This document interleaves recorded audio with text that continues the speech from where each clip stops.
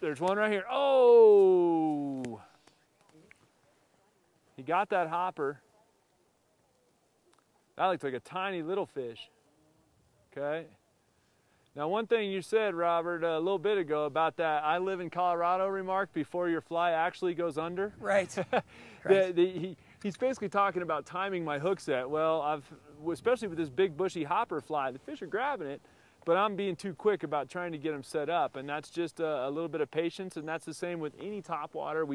You know, it doesn't matter if you're fishing for bass or these cutthroats.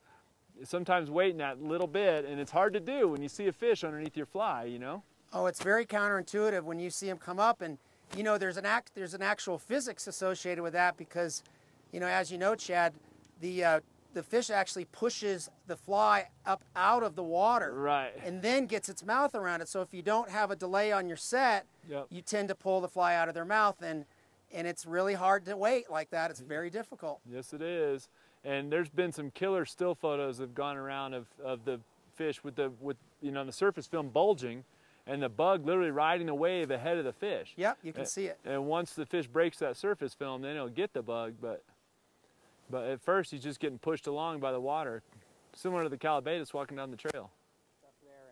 I just had a trout right here, right in front of me, about a foot long, come up literally right here in front of me.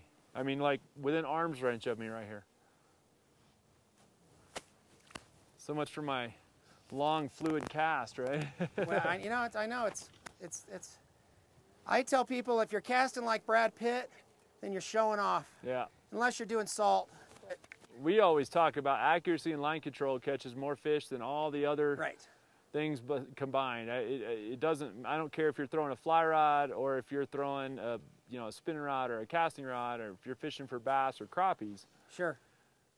Line control and accurate casts, and that kind of goes along with line watching. Sure. Will catch you more fish. We'll see that when we're fishing dries for a specific rising fish that you're actually your keying in on. Yep. And a lot of times, you know, I'll tell my clients, you're going to get one shot. Yep. So make sure your distance is right, make sure your presentation is delicate, make sure you want, you know, that fly ends up where you want it to be. And sometimes that's it. You get that one shot. You know, with nymphing and streamer fishing and things like that, as you said, you get lots of time to run through the same water. But a lot of times with that dry to a particular fish, you got to make sure that, you know, you're dead on that first time. Otherwise, a lot of times that's it. No good, yeah. And in this situation, it looks like we're beating the same spot, and we are, but it's the opposite. The fish are moving and the water's still. That's a very good point. And so the fish, we can make the same basic throw over and over again because all we're hoping to is intercept one of the fish that's cruising through the area. We're not trying to sit one that's sitting on one spot and feeding on everything that comes to them.